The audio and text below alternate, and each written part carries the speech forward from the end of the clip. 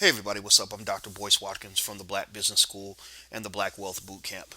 Somebody asked me recently what I think about getting a PhD, whether I would do it again if I could replay the last 20 something years of my life, whether I think it's good advice for an undergraduate student.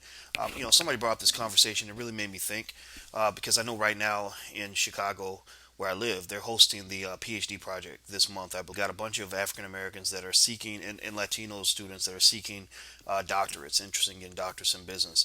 And so I thought I would kind of offer some thoughts on this that might be helpful to people who are thinking about doing this or know someone who's thinking about doing this.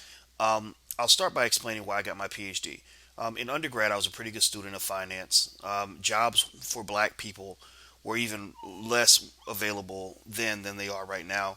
And then on top of that, the best you could really get is a job at that time. This sort of burst in entrepreneurship that has occurred, say, in the last 10 years, over due to the internet age, wasn't in existence when I finished college, which was 1993, and I guess that's starting to get to be a long time ago now. Um, and at that time, I was a really good student. I had almost straight A's. I was the best. I was the top African American student on the campus. I graduated with two bachelor's degrees in 4 years, I believe. I know I got two bachelor's degrees. I had a triple major in finance, economics, and business management. And the first black professor I ever met was Dr. Tommy Whitler, who's to this day is one of my very best friends, who is my mentor. He teaches at DePaul University. We've been friends for since I was 19 years old, and I still remember going into his office and I met him, and he was coming out of the office, and I remember asking him. I said, is Dr. Whitler around? Because I'm thinking, why is this guy coming out of the professor's office? That's how rarely I'd seen black professors. I'd never seen one. I thought he worked for the school or something, and it turned out that he was the teacher, and I was really happy. And he became my boy. I mean, we played basketball together. We've gone through ups and downs together. Just been the best of friends for the longest time. And he was the first person that ever even introduced me to the idea of becoming a professor. Because I remember I went to his house, and he had this big house, and I said, man, because remember back then I was young, I hadn't had any money, so I wanted to figure out how to make money, so that's why I studied it. But now I know money is not the most important thing in the world. It's a sad reason to give all your energy to something. You don't want to dedicate your whole life just to making money. Money really is a tool for the enhancement of your life. You want to be happy. If you're not happy at the end of the day, then you really haven't won the contest. So anyway, I went to his house, and he had this big old house. And I said, man, how did you afford this? And he had a Porsche. And I was like, I thought professors didn't make that much money. He said, no, actually, business school professors do pretty well. He said, in fact, in finance, where the field you're in, they actually make more than anybody else. And I was like, oh, really? So he told me about it, and I said, okay, I think I want to do this. And I think that what was happening for me was, even back then, just kind of as a free black man, or as a black man who wanted to be free, I didn't really want to be in a corporate setting. I didn't like corporate America. I did an internship with General Electric, and I felt mistreated. I didn't like my manager, who's a white woman, and as you know, there's just sort of this historic and very broad set of issues between black men and white women. And so I don't think this was disconnected from that. And it's funny because I was paid very, very well at that time. So you would think that big money would numb the pain of racism, but it just didn't. I hated that job. So I knew I didn't want to go to corporate. I thought about going to law school in hopes that somehow maybe having the law credential would make it easier for me to make more money and to have a little more freedom and flexibility. Really, I was looking for where I am right now, but I didn't know it. I didn't know it was even going to exist for me. So I went to graduate school. Getting my PhD was probably one of the most difficult, most horrendous, most time-consuming experiences of my entire life.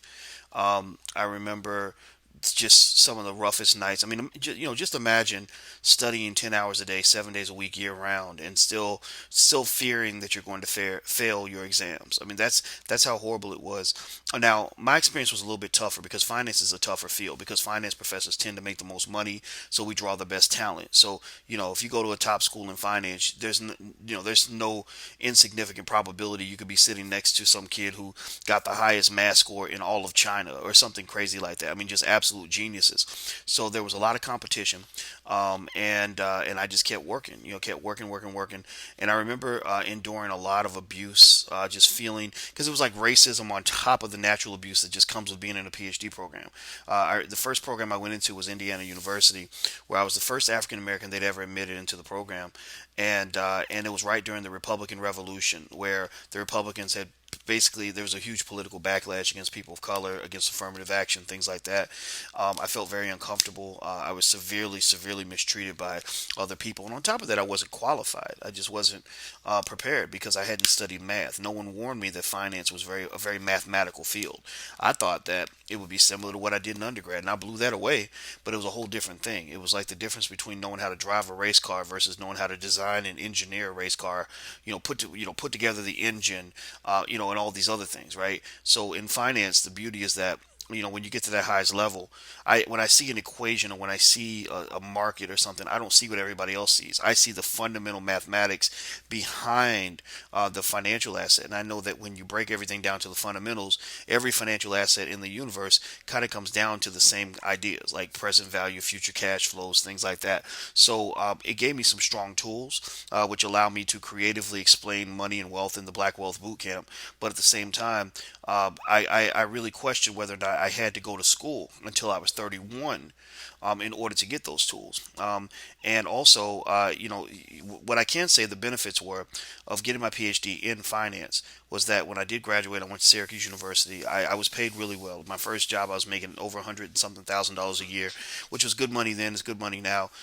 And in fact, out of all the assistant and associate professors on campus, I was the highest paid of both groups. Even though I was only an assistant, an associate is what you get to when you get a promotion. I was the highest paid among the assistants and the associates, so I was doing pretty well financially. Because I was kind of the star Negro. They had a real racism problem in the business school. They didn't have it that the year before, if I understand, they didn't have any African American faculty in the entire business school out of 90 people, and that's kind of a consistent trend that I saw all the years I was in school. I never had a black professor.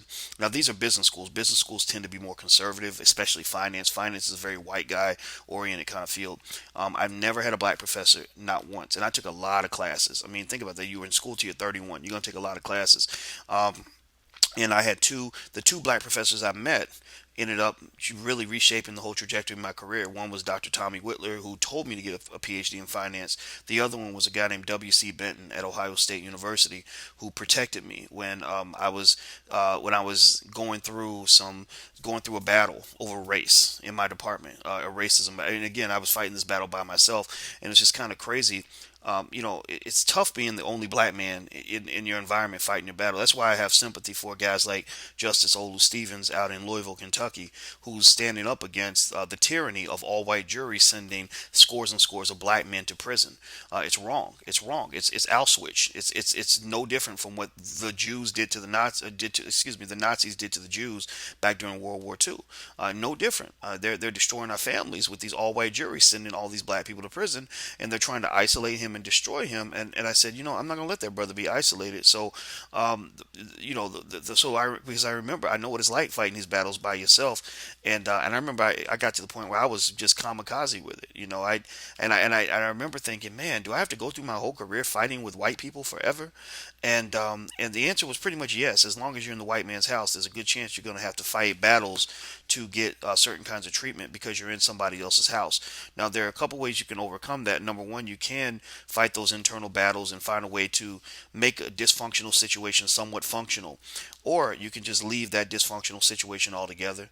It's sort of like if I'm if in a bad relationship with an abusive person, do I get them to calm down on the abuse and to treat me better, or do I just leave the relationship and find a better relationship? Right? I chose to leave. I chose the latter. I got out of that situation. I got out of academia because academia. It's interesting. I remember feeling like there's so much racism here. How can any black person tolerate this? Always, always, always, you're the only black this, only black that. It's at work in the African American community, severely disrespected. I thought that a lot of it had to do with race, but then I realized that academicians just tend to be a bunch of snobbish pricks. Not all of them, but many of them. And I'll give you some examples. For example, let's say that you attend in my field. This was in my field. Maybe it's not true in every field, but this is what was true in mine. Let's say that you got your PhD at the University of Tennessee, and you just picked that school because that's where your spouse lives or whatever, and you picked it for personal reasons, but you were smart enough to go to Harvard, and so you graduate and you're a brilliant student. You learn the best theories and you do the best work. And then when you go on the job market and you apply for positions at top universities, Harvard, Yale, Stanford, a lot of these schools will literally throw your resume, or not your, it's called a curriculum vitae. They will throw your resume in the garbage before they even look at it. And I'm not kidding you. I've literally heard people say this to me. They said, if you don't go to certain schools, I won't even look at your resume. And again, it wasn't called a resume; it's called a curriculum vitae. But another example was, I remember when when I always thought that if you got a good job making good money, you were doing okay. But in our field, if you didn't get an academic position, you were considered a failure. So if you said, I don't want to work in academia, I want to go work for the Federal Reserve Board, I want to go work for, a corporation, I want to go work on Wall Street, I'm going to make twice as much money, they would kind of look at you as a person who only took that position because you couldn't get an academic position, even though the academic positions may have paid less. So there's kind of this interesting snobbishness that's there. And what I think is that this elitism translates into racism, because elitism means that, among many things, it means that you feel that you're better than other people, or and that there are certain people in certain categories who can't match up to you. Well, there's almost no category that's of lower, considered to be of lower quality than being black. So the same way they might look down on you if you didn't go to Harvard, if you are poor, or if you're from certain countries around the world, they look at African Americans as kind of a depleted brand. Like, oh, well, you really shouldn't be here. You're not smart enough to be one of us, unless you prove that you're the exception, and then in which case we might treat you a little bit better. But that's because you've assimilated entirely to all of our norms. You speak like us, act like us, believe in the same things we believe, and fit into our group, into our clique, and it becomes a very interesting, self-defeating kind of situation where, or maybe not quite self-defeating. Maybe I'd say self-predictive, if you will, or self-fulfilling kind of thing, where basically, because white males tend to control certain spaces, it's not just white males. It might be white males maybe thrown in with a couple of Indians and Asians thrown in, but because certain people control certain spaces, then what happens is they make these very artificial, very contrived judgments on your work. And they tend to just happen to think that the work of their friends is better than the work of the people they don't know. So it becomes definitely kind of a clique, kind of an old boy network. And so it's unfortunate, because I think that a lot of people go into academics. They want to be scholars because they think that there's some sort of purity in academia. I can walk around campus, with my Starbucks and chat with students all day about these theories. And if I'm the smartest one in the class, then I'm going to get rewarded for that. And I was disappointed to find that wasn't true. Even at the PhD level, the politics were stifling, immature, just pathetic. The bureaucracy is absolutely entirely disruptive to the ability to actually do good work. You really don't get it as a black person. It's that times two, because on top of that, you're sitting there and you're teaching a room full of white kids, and somehow you think that because you got a PhD and you're black, that you're making a contribution to the black community, but really you're not. You're making a contribution to your own bank account or to your own self-esteem, but not to the black community. To some extent, when I was in that classroom at Syracuse teaching 30, 40 white kids every semester, I felt like an academic nanny. I really felt like the help. I felt like, no different from somebody on the plantation babysitting white babies while their own kids are at home, hungry or whatever, and misguided. So I chose to reshape my career because of that. What I found was that the best thing that I ever did was learn how to be an entrepreneur, because when I learned how to have my own business and find marketable channels to utilize my skill in such a way that I became less dependent upon academia, I found that racism didn't bother me as much because I was happy. That's it. I mean, it was just all about the happiness factor, and happiness comes from freedom. It's like it's natural, right? You think about any animal. You don't have to really teach a tiger that it's better to be out of the cage than it is to be in the cage. No one tells him that. He doesn't have to be indoctrinated to this mindset. He just knows it. Now, where he does have to be trained is in the other direction. He would have to be trained to believe that being in a cage is okay. That's why they train them from birth to kind of accept servitude, to accept incarceration. But you don't have to train him to enjoy freedom. I guarantee you let him out of that cage and let him walk around free for about a day, he ain't coming back. He'd almost rather die than get caught again. And you can put food in the cage, and he'll say, "No, I'm not going for. I don't want that food. I'm not going in that cage."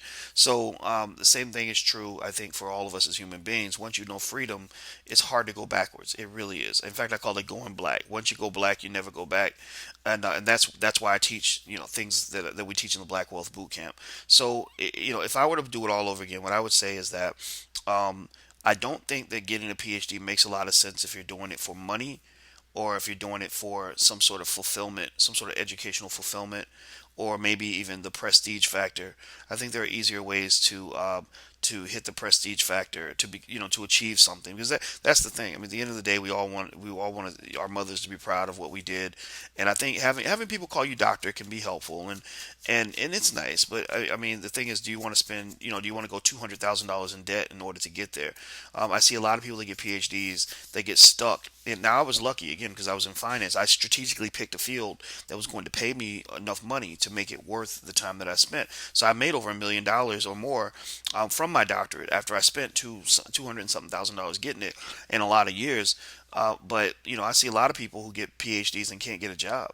And I remember I used to take classes with students from the math department, from the statistics department, from the economics department, because those were my master's degrees were in math, economics, statistics. I got masters in a bunch of that stuff, and none of them. I mean, they were smart, brilliant people, and they would get to the job market, and I say, well, where are you going to go teach? And they'd say, oh, I got a temporary position at blah blah blah state university, making some crappy salary that was like a third or a half of what we were making. And I was like, whoa, why would you go through all those years for that?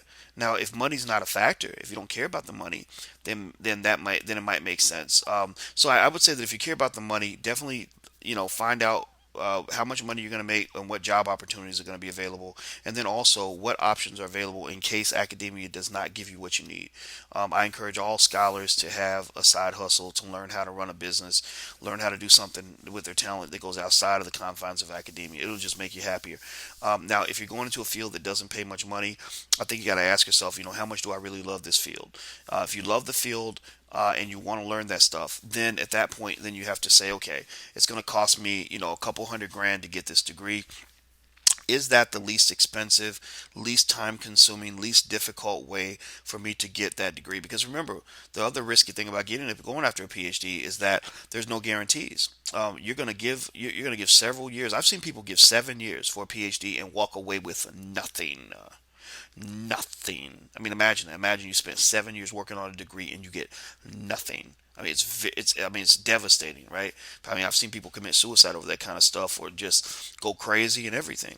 So I guess I would say, I would ask myself, okay, is this the least expensive way, least expensive, least time consuming, least stressful way for me to get the thing that I need? If the answer is yes, then I say go for it. But let's say, for example, you have a fascination with psychology and you just want a doctorate in psychology because you want to learn psychology at the highest levels. Well, the best university in the history of the world is called google.com. You can go to Google Scholar. You can look up the syllabi of professors teaching any class that you want. You can go read that same stuff. Remember, all the professors really do at universities is kind of guide you.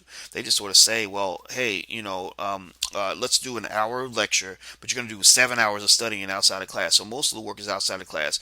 During that time, I'm giving you a lecture, but a lot of these lectures, remember, a lot of these lectures can be found online.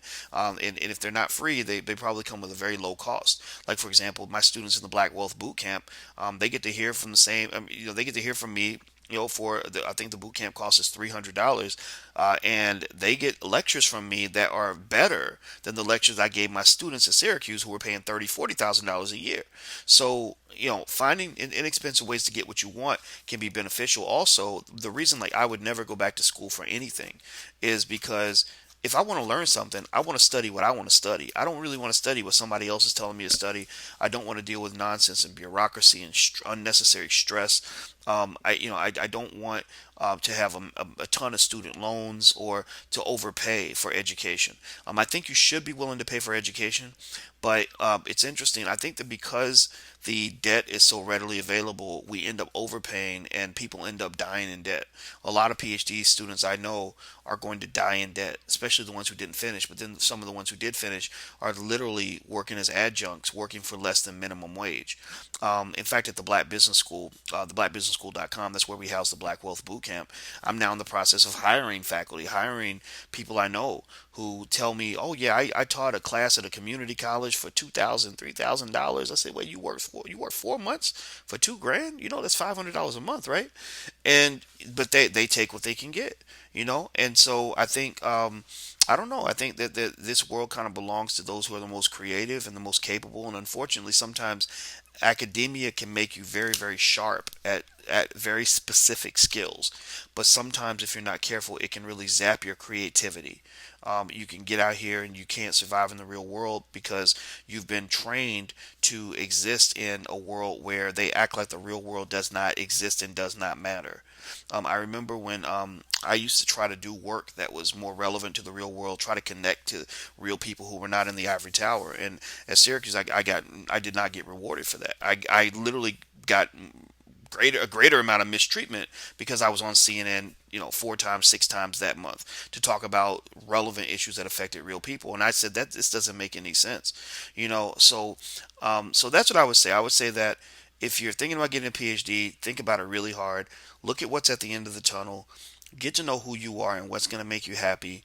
Um, think carefully about the environment and make sure you know the environment. Make sure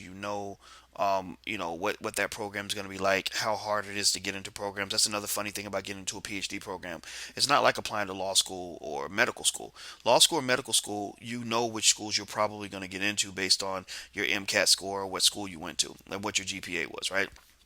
PhD programs, I've seen people get accepted into Harvard but get rejected by Wichita State, and it might have to do with the fact that Wichita State's only taking 3 PhD students, and two of those slots are already taken by faculty who have friends that applied to the program, and the third spot is for somebody who does one specific area of research that that you don't do. So there are a lot of uncertain variables. Also, I've seen crazy things happen in programs like it's funny. It's almost like you could say that the laws of academic physics kind of warp in a PhD program. Weird things happen that you don't expect. I remember hearing a story about, I think it was Northwestern in their finance PhD program where they had 10 students who took the qualifying exam. And the qualifying exam, it's a big deal in most programs. You failed that exam a couple of times, you're out. You're gone. They just boot you out, say good luck, have a nice life. We don't need you anymore. So it's very stressful because it's very, very hard to prepare for. No matter how much you study, no matter how many books you read, they can still throw a curveball at you and get you. In fact, in our program, if they didn't like you before you were going on for the test, people knew you were going to fail before you even took the exam. And I kid you not. I remember we would have our exams and people would know. They would say, "Oh yeah, so and so, she's not gonna pass. Like they said she's out," and so they would use the exam as an opportunity to get you out of the program. That's how ridiculous and petty and immature the politics can be. So I did hear that story about, I think it was Northwestern, but I could be wrong, but I believe it was Northwestern, where they had a whole entire class take the comprehensive exam, and 10 students took the test, 10 students failed. 10 students took the test, they failed all 10 students. That means 10 students took the test, 10 people got booted out of the program. They literally wiped the earth clean like God does in the Bible. They literally wiped the whole slate clean and said, this batch is just a bad batch. We're getting rid of everybody. We're going to start over fresh. Now, think about this for a second. You're not talking about an average school. You're talking about Northwestern University, where, and again, I believe it was Northwestern. You're talking about schools where they might get 400 applicants and admit 8 people. I'm talking the best and the brightest and the baddest from everywhere. When I applied to programs, it was tough. I turned down Columbia University, but I remember hundreds of people applying, and we were one of the select few. NYU, I applied there. They were maybe top 5 in my field. I wanted to go to the top schools. Back then, that stuff mattered to me. Now it doesn't matter as much. Um, and I think that they accepted 8 people, and I was number 9. And they thought I was still going to get in because they thought one of the first 8 would say no. and none of them said no. They said this was the first year that we've never had anybody, we've never had a single person say no. But they had hundreds of applicants. I want to say three or four hundred, something like that. So it's really tough to get in. And so these were really bright people. These were not lazy people. These are not dumb people. But that's how the ball bounces. It's very tough, and it's not just tough because of the academic part. It's tough, I think, more so because of the politics, and it's very abusive. I mean, you get mistreated, kicked around. It can ruin your marriage if you're married. And I'm not saying people shouldn't do it, but I would say if you're gonna do it, just please make sure that you know what the hell you're doing. Make sure you think it through. If you don't think it through, and you get in there, you could end up very bitter for a very long time because you spent 5 years of your life going after something that didn't give you anything at the end. And in fact, I've seen people on both sides, some who didn't graduate who were clearly unhappy, but then those who did graduate got the little doctorate, put on a little cap and gown. Mama came to the graduation, they're all excited, feeling proud, and then they get out into academia and find out that the world's not waiting for them, that the opportunities are not there. And this is triply true for black scholars. Black scholars have the hardest time getting jobs and getting tenure. You look at Harvard Law School, for example. Up until Roland Martin and I raised hell about Elena Kagan's nomination to the Supreme Court, who used to be the dean of Harvard Law School. They had only tenured one black woman in the entire 200-year history of that law school. And that week they tenured one another black woman because we bitched about it so much. But it's sort of like, is that what it really takes to get tenure for one black woman when you've had hundreds and hundreds and hundreds of white men who've been promoted? It's crazy to me. So it's a horrible, crazy place sometimes. It can be very, very sick. Even at HBCUs, I've seen some dysfunction with some HBCUs at the faculty level. So I don't know. I mean, would I get a PhD if I could do all over again? If I had a son, or my daughter. There you go. My daughter never had interest in, neither one of my girls had interest in getting a doctorate. So let's say one of my kids came up to me and said, I'm thinking about getting a PhD. I would probably start off by saying, are you sure? And then I would say, well, what are you going to get your PhD in? And then I would say, well, what do you plan on doing with that PhD? And then I would say, okay, what school do you plan on studying at? And then once we talk about the school, I'd say, well, do you think you can get into that school? And if they could get into that school and they had a scholarship and they loved the field and they felt that they knew that what they wanted to do with it, I would then try to see if what they wanted to do with that doctorate was consistent um, with the opportunities that are available. Meaning, if you tell me you want to teach at a university, are people in that school getting jobs at major universities? What's the salary for people that get these jobs? Are you okay with that salary? Things like that. And then really, what I'm also looking for is I'd be looking for holes in terms of saying, are there other ways, less expensive, less time consuming, less stressful ways for you to get the same thing? If the answer is yes, then I might say something like, maybe you could consider doing this over here. Maybe, look, you want to help people, you want to give advice, psychological advice. Maybe you can, put your energy and time into becoming a life coach and really market your life coaching skill by lacing that with really good entrepreneurship so you can fulfill your goal of helping people. Or if you want to teach a class, well, look, I teach classes on the internet. I teach thousands of people every year. In fact, 100,000 people a day come to my YouTube channel. So I get to teach on my YouTube channel every day, and it works. It's monetizable. It pays, so it pays the bills, and and you get that teaching thing out of you. But if you want to do something very specialized, like a certain kind of research, and you really love it, then yeah, maybe then a PhD might make sense.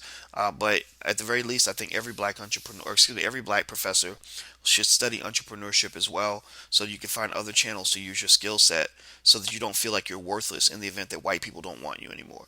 I think that's really critical. So that's all I really want to say. I didn't mean to be long-winded. I hope that this information was helpful to somebody. I know it's kind of specific information, but if you're not doing this, maybe you know somebody who will. But I'll tell you where I am right now in my life. I did 13 years at Syracuse University.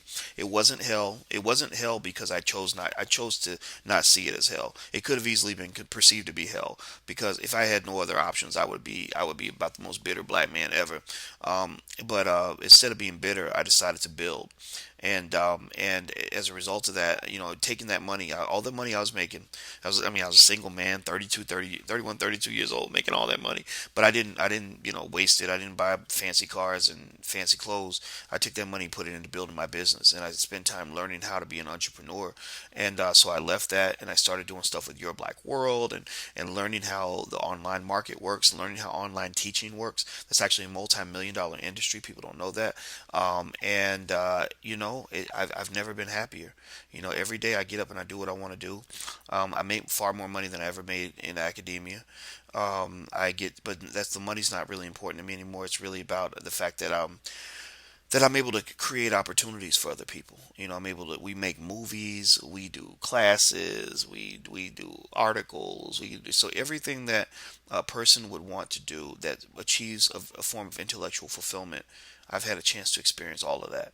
So, I'd say it's a pretty good, layout. It's better than being an adjunct making less than minimum wage. You're better than that. Don't let them put you in that box. All right, that's it. I'm Dr. Boyce Watkins. If you want to take any of my classes, you can go to theblackbusinessschool.com. You can join for free. Classes do cost money, but again, they're far less than the thousands you would pay on a college campus. So take care, everybody. I'll talk to you soon. Bye bye.